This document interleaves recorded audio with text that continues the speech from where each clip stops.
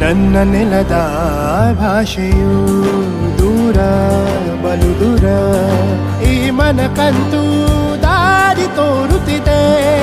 ಆ ಭಾಷೆಯದೇ ಬೆಳಕು ಬೆಳಕುವ ಬೆಳಕು ಬೆಳಕುವ. ದೂರ ಎಷ್ಟೇ ಹೋಗಿ ಈ ಭಾಷೆಯಿಂದ ದೂರವಾಗಲಾರಿರಿ. ವಿಮಲ್, ನಮ್ಮ ಭಾಷೆ ಕೇಸರಿ.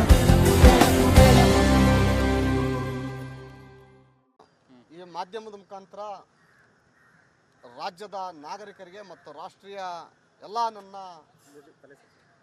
ಮನುಕುಲಕ್ಕೆ ನಾನು ಇವತ್ತು ಒಂದು ಸಂದೇಶವನ್ನು ಕೊಡಲಿಕ್ಕೆ ಇಚ್ಛೆಪಡ್ತೀನಿ.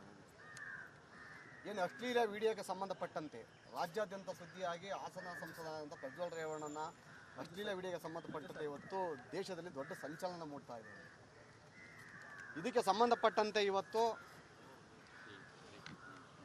ಪ್ರಜ್ವಲ್ ರೇವಣ್ಣನ ಕಾರ್ ಡ್ರೈವರು ಕಾರ್ತಿಕ್ ಅವರು ಒಂದು ಹೇಳಿಕೆಯನ್ನು ವಿಡಿಯೋವನ್ನು ಬಿಡುಗಡೆಯನ್ನು ಮಾಡಿದ್ದಾರೆ. ಇವತ್ತಲ್ಲಿ ಆತನೇ ಹೇಳಿದನಲ್ಲಿ ನಾವು 12-13 ವರ್ಷದಿಂದ ನಾನಲ್ಲಿ ಪ್ರಜ್ವಲ್ ರೇವಣ್ಣನ ಕಾರ್ ಡ್ರೈವರ್ ಆಗಿದ್ದೆ. ನಾನಲ್ಲಿ ಅವರಿಂದ ಭಾಳ ನೋವಿಗೆ ನಾನು ಸಿಲಿಕೊಂಡಲ್ಲಿ, ಅವರಿಂದ ಭಾಳ ತೊಂದರೆಗೆ ಅನುಭವಿಸಿ ನಾನಲ್ಲಿ ನನ್ನ ಆಸ್ತಿನ ಕಳ್ಕೊಂಡೆ. ನನ್ನಲ್ಲಿ ನನ್ನ ಹೆಂಡತಿ ನನ್ನನ್ನು ಕಿಡ್ನಾಪ್ ಮಾಡಿದ್ರು. ನನಗಲ್ಲಿ ಭಾಳ ತೊಂದರೆ ಕೊಟ್ಟರು. ನನಗಲ್ಲಿ ನಾವು ಯಾವ ಕಂಪ್ಲೇಂಟ್ ಕೊಟ್ಟರು ಕೂಡ ಆಗಲಿಲ್ಲ. ಅಲ್ಲಿ ಯಾವ ಕಾಂಗ್ರೆಸ್ನವ್ರ ತಕ್ಕ ಹೋದ್ರು ಕೂಡ ಭಾಳ ಇಂಪಾರ್ಟೆಂಟ್ ಪಾಯಿಂಟ್ ಇದು.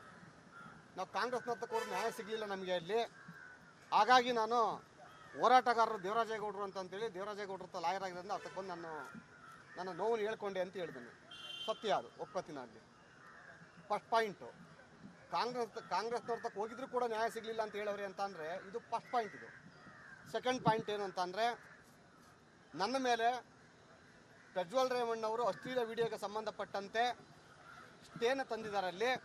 ಆ ಸ್ಟೇನ ವೆಕೆಟ್ ಮಾಡಿಸಿ ಅಂತೇಳಿ ನಾನು ಒಂದು ಪೆನ್ ಡ್ರೈವನ್ನ ದೇವರಾಜೇಗೌಡರಿಗೆ ಕೊಟ್ಟು, ವಕೀಲರಿಗೆ ದೇವರಾಜೇಗೌಡರಿಗೆ ಕೊಟ್ಟು ಅಂತೇಳಿ ಒಪ್ಕೊಂಡಿದ್ದಾನೆ ಅವನಿಗೆ. ಸೆಕೆಂಡ್ ಪಾಯಿಂಟ್ ಅಡ್ಮಿಟೆಡ್ ಇದು.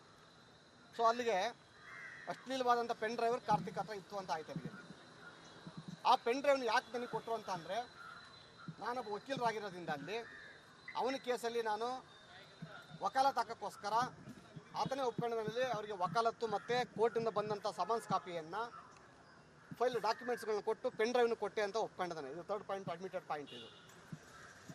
ಅದಕ್ಕೆ ಅಬ್ಜೆಕ್ಷನ್ ಹಾಕಬೇಕು ಅಂತೇಳಿ ಅವ್ನು ಹೇಳಿದ್ದ. ಅಲ್ಲಿ ನಾನೊಬ್ಬ ವಕೀಲರಾಗಿ ವಕೀಲರ ಹತ್ರ ಯಾವುದೇ ಕಕ್ಷಿದಾರ ಬಂದಾಗ ಅಲ್ಲಿ ಸತ್ಯಾಸತ್ಯತೆ ಅಂತ ತಿಳ್ಕೊಂಡು ನಾವಲ್ಲಿ ಅದಕ್ಕೆ ಅಬ್ಜೆಕ್ಷನ್ ಹಾಕಬೇಕಾದ್ರೆ ನಮ್ಮ ವೃತ್ತಿ ಧರ್ಮ ಅದು.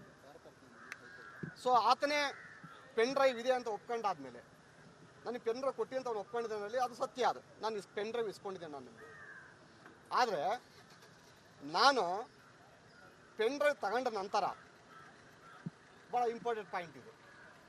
ಒಂದು ಮಾತನ್ನು ಹೇಳಿದೆ ಅಂತ ಅವ್ನು ಹೇಳ್ತಾನೆ ಅಲ್ಲಿ, ಇದನ್ನು ಯಾರಿಗೂ ಕೊಡಲ್ಲ, ಅದು ಜಡ್ಜ್ ಮುಂದೆ ಮಾತಾಡ್ಕೊಡ್ತೀನಿ ನಾನಲ್ಲಿ, ಜಡ್ಜ್ ಕೋರ್ಟಲ್ಲಿ ನಿಂಗೆ ನ್ಯಾಯ ಸಿಗ್ತಾರೆ ಅಂತ ಹೇಳಂತ ಅವನು ಅಡ್ಮಿಟ್ ಮಾಡ್ಕೊಂಡಾನೆ. ಫೋರ್ತ್ ಪಾಯಿಂಟ್ ಇದು.